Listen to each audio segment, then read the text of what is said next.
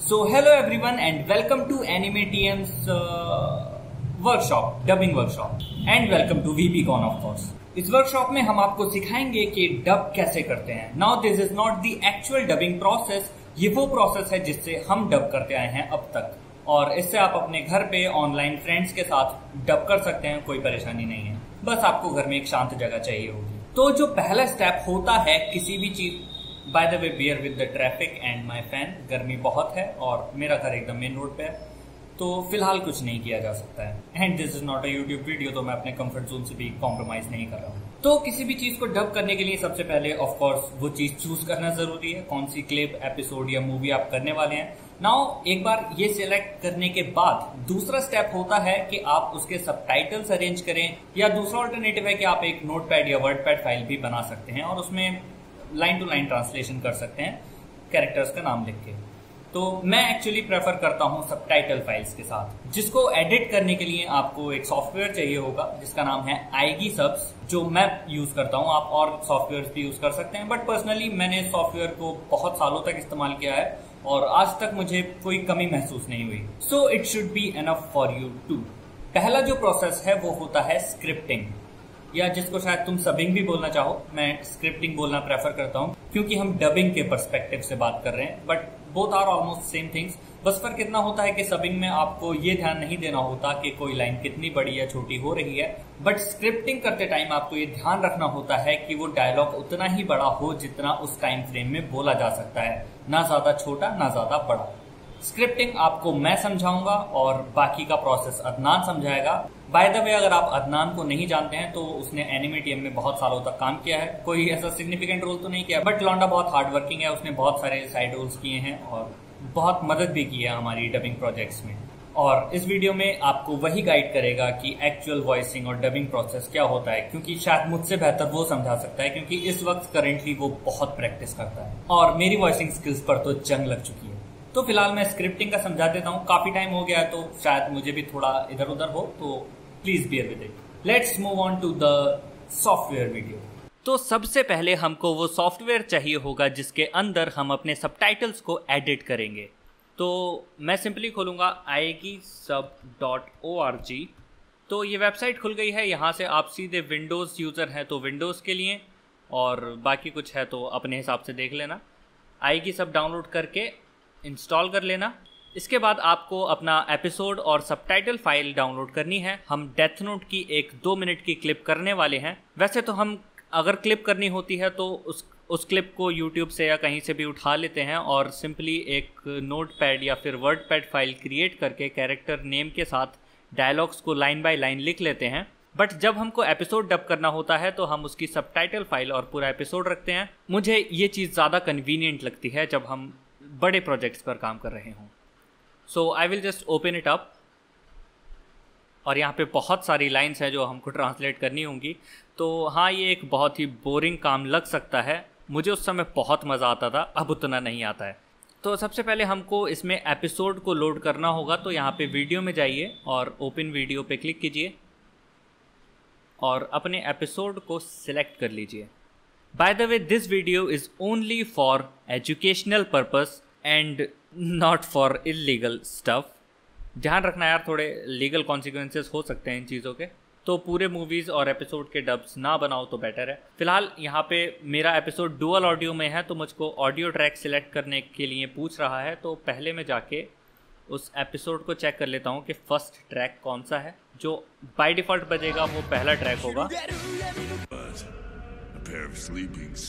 पहला track English है और दूसरा ट्रैक जापानीज है. तो मैं प्रेफर करता हूँ कि मैं जापानीज ट्रैक के साथ काम करूँ, तो मैं ट्रैक 2 चूज़ कर लूँगा और ओके.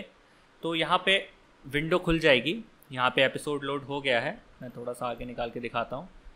नाउ इसको आप यहाँ से छोटा और बड़ा कर सकते हैं. ये छोटा हो गया और ये बड़ा हो गया. अपनी कन्वीनियंस के हिसाब से आपको जो सही लगता है. मुझे 50% ही ठीक लगता है तो ये सही है.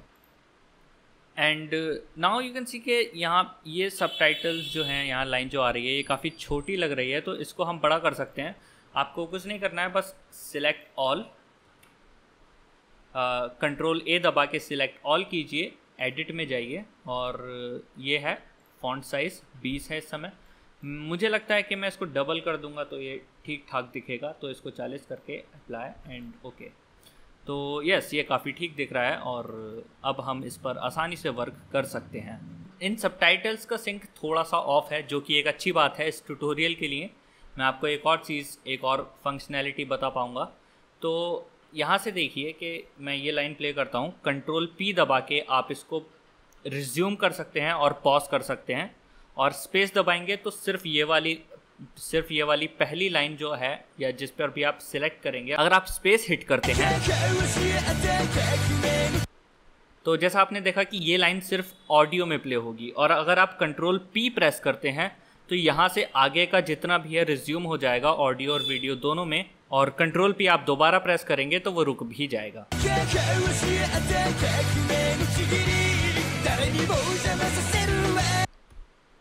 तो एक बार इनको ध्यान से सुनते हैं और पता लगाने की कोशिश करते हैं कि सिंक कितना ऑफ है। तो हम कोई डायलॉग सिलेक्ट करते हैं, लाइक ये हा आई विन 26 पर है, लेकिन एपिसोड के हिसाब से ये कहाँ पर आना चाहिए?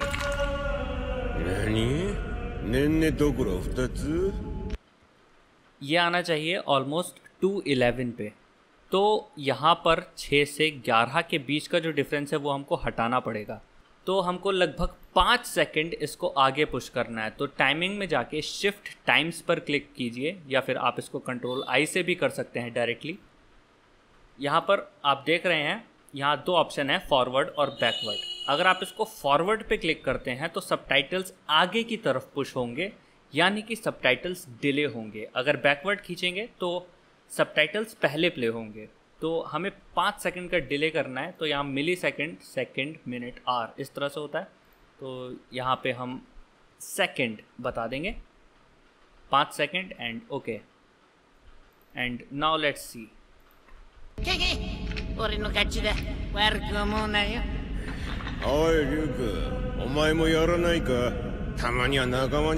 Okay, seems like it is in sync now.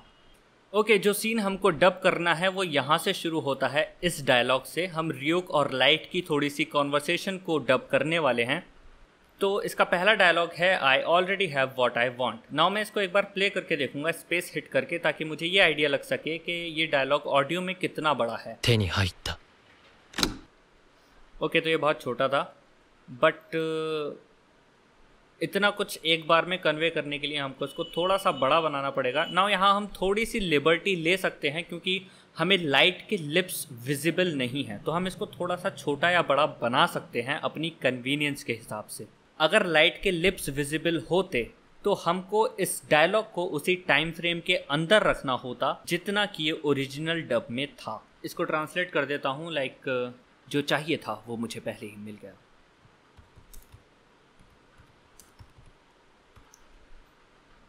Okay, तो इसको प्ले करते हैं।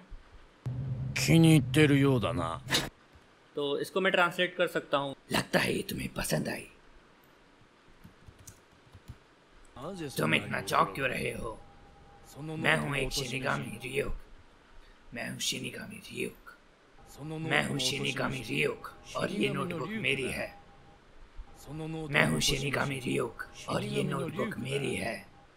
तो इस तरह से मैं थोड़ा सा इसको मैच करने की कोशिश करता हूँ कि जिस हिसाब से, जिस लाइक इमोशंस के साथ या जिन ब्रेक्स के साथ ये एक सेंटेंस को बोल रहे हैं, मैं उसी फॉर्मेशन में वो सेंटेंस हिंदी में बना सकूं। तो right now I came up with book मेरी है। तो मैं जब भी कोई लाइन ट्रांसलेट करता हूँ, मैं कोशिश करता हूँ कि मैं उसको बहुत क्लोजली फॉलो कर पाऊँ, not only in meaning but also कि वो किस तरह से बोल रहे हैं, उस सेंटेंस में कहाँ ब्रेक है। तो ब्रेक को मैं हमेशा लाइक कॉमा से रिप्रेजेंट करता हूँ, या फिर कॉमा के साथ 3 डॉट भी लगा देता हूँ, ताकि लोगों को ये पता चल सके कि यहाँ पे थोड़ा सा ब्रेक लेना है। नाउ इसी तरह से हम आगे के पूरे 2 मिनट्स को हिंदी सब में ट्रांसलेट करेंगे। ऑल्सो अगर आप लाइक जापानीज़ में इसको सुन रहे हैं और आपने सबटाइटल फाइल रख रखी है और आप लाइक कुछ सोच नहीं पा रहे हैं, लाइक एक क्रिएटिव ब्लॉक आ गया है जो आप पार नहीं कर पा रहे हैं, तो उसको तोड़ने के कुछ ऑल्टरनेटिव या ऑप्शंस होते हैं। जैसे कि आप जो एपिसोड डब कर रहे हैं, कोशिश कीजिए अगर वो इंग्लिश और जैपनीज़ दोनों में अवेलेबल है, तो उसको डुअल ऑडियो में डाउनलोड करिए और जिस लाइन पर आप अटक गए हैं उसको इंग्लिश में सुनने की कोशिश कीजिए और देखिए कि वो लाइन उन्होंने इंग्लिश में किस तरह से ट्रांसलेट की है। इससे हो सकता है कि आपको डिफरेंट आइडियाज़ और पर्सपेक्टिव्स मिल सकें। ऑल्सो हो सके तो मल्टीपल सबटाइटल्स भी डाउनलोड कीजिए अलग अलग वर्जन्स के। It always comes in handy कि आप उसी डायलॉग के दूसरे वर्जन्स देख सकते हैं और उन सेंटेंसेस को अलग तरह से ट्रांसलेट कर सकते हैं। कुछ सीन्स ऐसे होते हैं जिनका अगर आप जापानीज से इंडियन कल्चर में उसको ट्रांसलेट करने की कोशिश करेंगे तो वो बहुत मुश्किल रहता है कभी कभार। तो कभी कभार ऐसा भी होता है कि हमको पूरी कॉन्वर्सेशन बदल देनी पड़ती है, जैसा कि एक योर नेम के सीन में हमें करना पड़ा था, जहाँ ताकी की बॉडी में मित्सुआ होती है और वो उनके दोस्तों के साथ लंच कर रही होती है। तो उस समय एक ऐसी कॉन्वर्सेशन होती है जो जापानीज़ में ही वर्क करती है। अगर मैं उसको हिंदी में लिटरली ट्रांसलेट करता तो वो वर्क नहीं करता। तो आपकी वोकेबुलरी अच्छी होनी चाहिए और आपको इस काम में जेन्युइनली मज़ा आना चाहिए, तभी आप ये चीज़ कर सकते हैं। तो जैसे कि ये वाला डायलॉग है, ये थोड़ा सा ऑडियो में बड़ा है और सबटाइटल्स में छोटा लग रहा है, तो मैं इसको अपने हिसाब से थोड़ा सा एक्सपेंड करूँगा while I will try to maintain the meaning.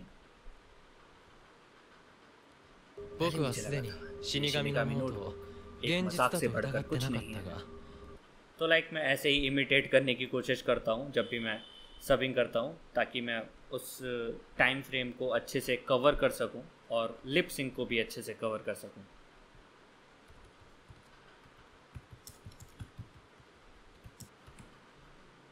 तो देखो, कभी कभार ऐसा होता है कि इंग्लिश और हिंदी की सेंटेंस फॉर्मेशन अलग अलग होती है। तो अगर मैं पहले यहाँ पे ये लिखूँ so there isn't a price और उसके बाद लिटरली इस लाइन टू लाइन ट्रांसलेट करूँ इस कॉन्वर्सेशन को, तो ये हिंदी में थोड़ा सा ऑकवर्ड लगेगा कि कोई कीमत नहीं है डेथ नोट को इस्तेमाल करने के लिए। बेटर सेंटेंस वुड बी, तो क्या डेथ नोट को इस्तेमाल करने के लिए मुझे कोई कीमत नहीं चुकानी। लाइंस ऊपर नीचे होती हैं तो होने दो, बिल्कुल चिपकना नहीं है कि अगर यहाँ पे प्राइस है तो मुझे यहाँ पे कीमत लिखना ही लिखना है इसी लाइन में। एंड वन मोर थिंग कि अगर आपका सेंटेंस काफ़ी लंबा हो रहा है और अगर आपको किसी पॉइंट पर उसमें नेक्स्ट लाइन डालनी है, यहाँ तो दिख रही है, बट अगर तुम इसको हार्ड सब करते हो तो शायद ये पूरा सेंटेंस एक लाइन में आ जाएगा। तो अगर आपको मैन्युअली खुद से डालना है तो जैसे यहाँ समझ सकता है कि बीच में यहाँ पे एक नेक्स्ट लाइन की हम आर्ग्यूमेंट डाल सकते हैं। Either you can put it by pressing shift enter, जिससे /n लग जाएगा, या फिर आप /n खुद से भी टाइप कर सकते हो तो भी लग जाएगा। मैं कहीं और आपको डाल के दिखाता हूँ, यहाँ पे डाल के दिखाता हूँ। तो मैं यहाँ पे लिखूँगा /N, तो यहाँ पे एक नेक्स्ट लाइन आ जाएगी। तो एक बार आपको जितना डब करना है उतना सब हो गया है। तो इसके बाद इसका एक रीचेकिंग प्रोसेस भी होता है, जिसमें हम इन डायलॉग्स को एक बार दोबारा देखते हैं और विजुअलाइज करने की कोशिश करते हैं कि ये फिट हो रहे हैं या नहीं, इनका मीनिंग सही से बन पा रहा है या नहीं। और रीचेकिंग एक काफ़ी इम्पॉर्टेंट पार्ट होता है। एक बार जब आपका सबिंग प्रोसेस कंप्लीट हो जाए तो एटलीस्ट 1 या 2 बार उसको ज़रूर रीचेक करें और देखने की कोशिश करें कि कहीं स्पेलिंग मिस्टेक्स, वर्ड्स का इधर उधर होना या फिर कुछ बेटर सेंटेंस आपके दिमाग में आ पा रहा है, तो इन चीज़ों को इम्प्रूव करने की कोशिश करें। There is always a room for improvement. Also अगर आपको एंड्रॉयड पे एडिट करना हो सबटाइटल फाइल्स को, तो एक एप्लीकेशन है ईजी सबटाइटल्स। आप इसको एंड्रॉयड पर इस्तेमाल कर सकते हैं। मैं यही इस्तेमाल करता था अपने टाइम में जब मेरे पास लैपटॉप नहीं था और मैं एंड्रॉयड पर वर्क किया करता था। अब शायद और भी सबटाइटल एडिटर्स आ गए होंगे मार्केट में, बट ये उस टाइम शायद इकलौता था and it was just perfect. Rating पर मत जाना। और इसके बाद ये सबटाइटल फाइल हार्ड सब कर दी जाती है। उसके लिए भी सॉफ्टवेयर्स होते हैं, आपको मिल जाएंगे। हार्ड सब नहीं भी करना तो भी डायरेक्टली इस सबटाइटल फाइल को देकर भी काम चलाया जा सकता है। ये सबटाइटल फाइल अब तो VLC में, अगर लैपटॉप है तो VLC में, फ़ोन है तो MX प्लेयर में डायरेक्टली आप वीडियो के साथ चला सकते हैं। हार्ड सब किसी ने कर दिया तो माशाल्लाह।